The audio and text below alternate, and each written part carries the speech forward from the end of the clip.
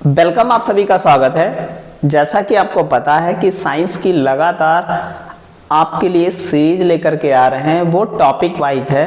तो आज हम लोग जो क्वेश्चन करने वाले हैं प्रीवियस ईयर एमसीक्यूज या एक्सपेक्टेड क्वेश्चन जो एनटीपीसी या ग्रुप डी में आने वाले हैं 2025 में, वो सारे क्वेश्चन लेकर के आए हैं। और आज का टॉपिक संबंधित है न्यूट्रिएंट्स से, जो हमारा पोषक तत्वों से संबंधित है कि किस पोषक तत्व की कमी से कौन सा रोग हो जाएगा और किस पोषक तत्व का कौन सा जो है रासायनिक नाम होता है और क्या होता है किस पोषक तत्व की कमी से या अधिकता से। ये सारी बातें हम लोग करेंगे इसमें, ठीक है। तो आज के सेशन बहुत ही इंपॉर्टेंट होने वाला है रेलवे एग्जाम्स के लिए, तो सभी लोग जुड़ जाइए। और सभी लोग अगर चैनल सब्सक्राइब नहीं किया है तो सब्सक्राइब कीजिए और लोगों के साथ शेयर कीजिए, क्योंकि आपका जो है अगर बेनिफिट हो तो आपके परिवार में अगर कोई पढ़ रहा है या आपका मित्र या कोई भी है तो उसको भी शेयर कीजिए, उसको भी फायदा मिले, ठीक है।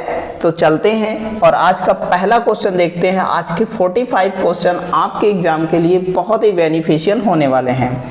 तो पहला क्वेश्चन देखिएगा, बहुत ही इंपॉर्टेंट क्वेश्चन है। कह रहा है कि बता रहा है हमको कि निम्नलिखित में से किसके उपापचयी प्रकारों से अधिकतम ऊर्जा मिलती है, किसके उपापचयी पदार्थों से अधिकतम ऊर्जा मिलती है। तो आप बताएंगे किसके, तो ऑप्शन नंबर बी बता देंगे, वसा से सबसे अधिक ऊर्जा मिलती है। ये बात हमको ध्यान में रखनी है। Which of the following giving maximum energy in the, कहते हैं मेटाबॉलिक प्रोसेस में, किस में मिलती है, तो बताएंगे फैट में, ठीक है। चलते हैं अगले क्वेश्चन की ओर।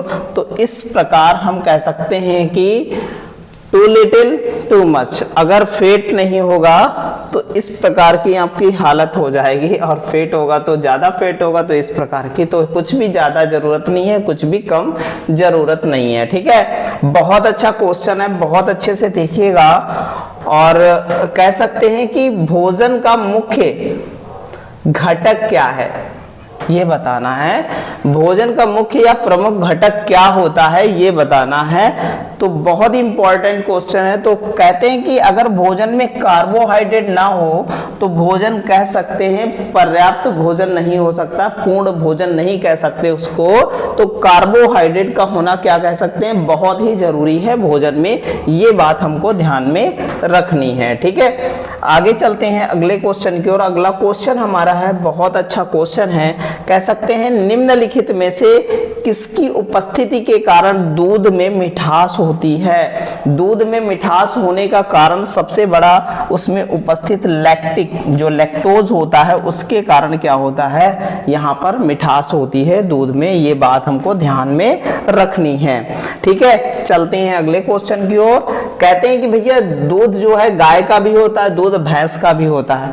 तो भैंस के दूध में औसतन वसा की मात्रा कितनी होती है, ये बताना है। कि एवरेज जो है वसा फैट कितना होता है, ये बताना। बफेलो मिल्क में या कह सकते हैं भैंस के दूध में कितने परसेंट होती है, तो बताएंगे कितने परसेंट, 7.2% होती है। तभी घी बनाने वाले जो है क्या करते हैं, ये जो है भैंस का दूध यूज करते हैं, ठीक है, उसमें ज्यादा घी बनता है। किस विटामिन को सौंदर्य का विटामिन कहा जाता है, तो बता देंगे विटामिन ई को सौंदर्य का विटामिन कहा जाता है, ठीक है। बहुत अच्छा सवाल है, बहुत ही इंपॉर्टेंट क्वेश्चन है। तो बताएंगे, बहुत अच्छा सवाल है, समझिएगा सारी चीजों को। और इनके रासायनिक नाम का चार्ट देखेंगे और हमने सारी चीजें आपके लिए खोज करके सब यहाँ पर सेट कर रखी हैं। तो अगर पूछा जाए आपसे विटामिन ए का रासायनिक नाम, तो बता देंगे रेटिनॉल होता है। B1 का रासायनिक नाम थायमिन होता है। B2 का रासायनिक राइबोफ्लेविन होता है। B3 का रासायनिक नाम जो है निकोटिनामाइड या कह सकते हैं नियासिन होता है। B5 का पेंटाथेनिक एसिड होता है और B6 का पायरिडॉक्सिन होता है। B7 का बायोटीन होता है। B9 का कह सकते हैं फॉलिक एसिड होता है। ये भैया ब्लड की कमी होती है तो यही दिया जाता है। फिर B12 का साइनोकोबालामिन होता है। विटामिन सी का जो है कार्बिक एसिड होता है। विटामिन डी का कैल्सीफेरॉल होता है, विटामिन ई का टोकोफेरॉल होता है, और कहते हैं विटामिन के का फिलोक्विनोन होता है। ये बात हमको ध्यान में रखनी है, सारे नाम याद रखने हैं, क्योंकि हर बार ग्रुप डी ने जब जब एग्जाम कराया है या एनटीपीसी ने जब जब एग्जाम कराया है तो इसको नहीं छोड़ा है, ये बिल्कुल पूछा है, ये बात हमको ध्यान में रखनी है। आगे चलते हैं अगले क्वेश्चन की ओर, और बहुत ही जबरदस्त क्वेश्चन होने वाला है अगला। निम्नलिखित में से किस यौगिक के समूह का सहायक आहार क्या है, ये बताना है कि यौगिक के समूह का आहार सहायक आहार क्या होता है, ये बताना है। इनमें से कौन सा है ये बताना है आपको, तो बता देंगे ऑप्शन नंबर डी, विटामिन जो होता है एक्चुअल में सहायक आहार के रूप में वर्क करता है, ये बात हमको ध्यान में रखनी है। अगले क्वेश्चन की ओर आगे बढ़ते हैं। अगला क्वेश्चन हमारा बहुत अच्छा क्वेश्चन है, कौन सा विटामिन रुधिर का थक्का जमाने में सहायक होता है, तो बता देंगे विटामिन के जो है रुधिर का थक्का जमाने में क्या होता है, सहायक होता है, ये बात हमको ध्यान में रखनी है। अगला क्वेश्चन हमारा बहुत ही अच्छा है, स्कार्बिक रोग किसकी कमी के कारण होता है, तो बताएंगे विटामिन सी की कमी के कारण स्कार्बिक रोग होता है, ये बात हमको ध्यान में रखनी है, बहुत ही इंपॉर्टेंट है, हमें ध्यान में रखना है इसको, ठीक है। अगला क्वेश्चन है, शर्करा के किस वर्ग को क्या है, अशर्करा माना जाता है, कौन से वर्ग को, जिसमें कहते हैं नहीं, आप देखा है कि शर्करा मीठा तो लगता है, आप देखते हैं जिनको डायबिटीज होता है तो नान सर कह सकते हैं कि जिसमें शुगर फ्री जो है बिस्किट आते हैं लेकिन मीठे लगते हैं फिर भी वो, ठीक है, तो वो क्या है, शर्करा नहीं मानी जाती, क्योंकि उसमें जो है क्या कह सकते हैं, उसमें शर्करा नहीं होती है, इसलिए जो है उसको शर्करा नहीं माना जाता है। तो कौन सी ऐसा रूप है शर्करा का, ये बताएंगे, तो बता देंगे कौन सा रूप है, तो बता देंगे कौन सा, ऑप्शन नंबर सी पॉलीसेक्राइड है, ठीक है। चलते हैं अगले क्वेश्चन की ओर। अगला क्वेश्चन हमारा बहुत ही अच्छा क्वेश्चन है, समझिएगा। शर्करा का एक वर्ग है जो आगे विभाजन नहीं किया जा सकता है, उसे जाना जाता है, उसे किस रूप में जाना जाता है ये बताइएगा, तो बताएंगे कौन से रूप में जाना जाता, मोनोसेक्राइड के रूप में जाना जाता, ऑप्शन नंबर क्या हो जाएगा, डी हो जाएगा, ठीक है। अगले क्वेश्चन की ओर आगे बढ़ते हैं। अगला क्वेश्चन हमारा, प्रोटीन की खोज किसके द्वारा की गई थी, प्रोटीन की खोज की बात बता रहा है तो किसके द्वारा की गई थी, तो बता देंगे विटामिन किसके, वर्जिलियस के द्वारा की गई थी, ऑप्शन नंबर क्या हो जाएगा, सी हो जाएगा, ध्यान रखिएगा। अगर विटामिन की खोज की फंक की बात करें और कोशिका की खोज की रॉबर्ट हुक की बात करते हैं, ठीक है। अगले क्वेश्चन की ओर आगे बढ़ते हैं। अगला क्वेश्चन हमारा बहुत ही अच्छा है, क्वेश्चन नंबर 15 है, कह रहा है कि मानव के शरीर में अत्यधिक मात्रा में बना प्रोटीन किसमें बदल जाता है, ये बताइएगा। तो किसमें बदल जाता है, तो बताएंगे इसमें, तो क्या हो जाएगा हमारा आंसर, कार्बोहाइड्रेट, वसा या जो है अमोनिया में बदल जाता है। तो ध्यान रखिएगा किस में बदल जाता है, तो अमोनिया में ही कन्वर्ट हो जाता है, जो अत्यधिक प्रोटीन होता है।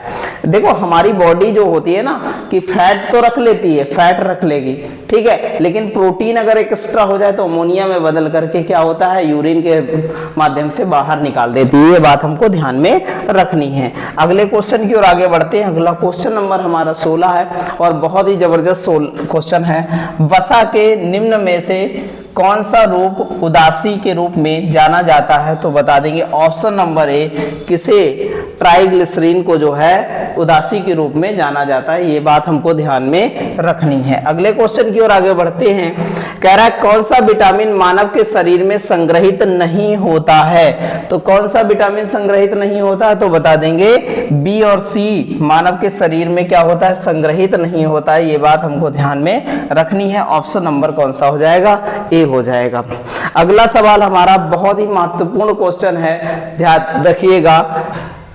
क्वेश्चन नंबर 18 है, कह रहा है कि किस विटामिन में कोबाल्ट पाया जाता है, in which vitamin cobalt eliminate in the present, किसमें होता है, कौन सा कोबाल्ट एलिमेंट किसमें जो है क्या होता है, प्रेजेंट होता है, तो बताएंगे B12 में। तो क्या होता है B12, कह सकते हैं साइनोकोबालामिन, तो इसका नाम ही रासायनिक कोबालामिन, अगर रासायनिक नाम याद है तो कोबाल्ट निकल रहा उसी में, तो इस प्रकार ऑप्शन नंबर क्या हो जाएगा, बी हो जाएगा।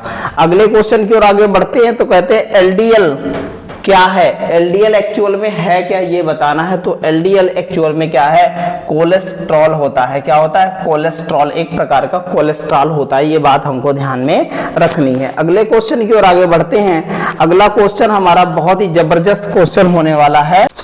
क्वेश्चन नंबर 20 है, protein part of enzyme in known as, कह सकते हैं कि एंजाइम को प्रोटीन युक्त भाग, कह सकते हैं भाग को क्या कहते हैं। तो प्रोटीन युक्त भाग को क्या कहते हैं एंजाइम के, तो बता देंगे क्या कहते हैं, बताएंगे। कहते हैं एपो एंजाइम कहते हैं, एपो एंजाइम। ऑप्शन नंबर क्या है, बी हो जाएगा। ठीक है, चलते हैं अगले क्वेश्चन की ओर। अगला क्वेश्चन हमारा बहुत ही जबरदस्त क्वेश्चन है, गाजर का रंग किसके कारण नारंगी होता है। तो गाजर का रंग कैरोटीन के कारण नारंगी होता है। ऑप्शन नंबर कौन सा हो जाएगा, ए हो जाएगा। बहुत ही अच्छा क्वेश्चन है।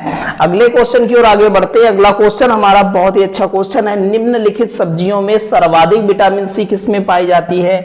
मिर्ची में सबसे, चिली में सबसे ज्यादा विटामिन सी पाई जाती है, जो सब्जी यहां पर दे रखी। वैसे तो विटामिन सी का जो है सबसे बड़ा स्रोत आंवला है, ये बात हमको ध्यान में रखनी है। अगले क्वेश्चन की ओर आगे बढ़ते हैं। अगला क्वेश्चन हमारा बहुत ही इंपॉर्टेंट क्वेश्चन है, समझिएगा। निम्नलिखित में से कौन से विटामिन आंत के जीवाणुओं द्वारा संश्लेषित होते हैं। आंत के जीवाणुओं द्वारा संश्लेषित होने वाला विटामिन कौन सा है। तो विटामिन ए, B12 भी संश्लेषित होता है और हमारा विटामिन के भी संश्लेषित होता है। दोनों ऑप्शन होने चाहिए यहाँ पर, लेकिन दोनों अलग अलग दे रखे हैं, तो कह सकते हैं ए और सी दोनों होंगे। ठीक है, ध्यान में रखना है इसको। अगला क्वेश्चन है हमारा, देखिएगा भैया, बहुत इंपॉर्टेंट क्वेश्चन है। सूर्य की किरणों में कौन सा विटामिन प्राप्त होता है। तो विटामिन डी प्राप्त होता है, जिसे कैल्सीफेरॉल के नाम से जाना जाता है। तो कैल्शियम की मात्रा इसी में पाई जाती है। सूर्य का विटामिन भी इसे कहा जाता है। ठीक है, अगले क्वेश्चन की ओर आगे बढ़ते हैं। अगला क्वेश्चन हमारा बहुत ही जबरदस्त है, कौन सा विटामिन हमारे शरीर में सबसे अधिक तेजी से बनता है। तो बता देंगे विटामिन डी हमारे शरीर में बहुत अधिक तेजी से बनता है। अगर धूप में एक बार ऐसे निकल जाओ तो हमारी जो है पर्याप्त मात्रा में हमें विटामिन डी मिल जाती है, ध्यान रखिएगा।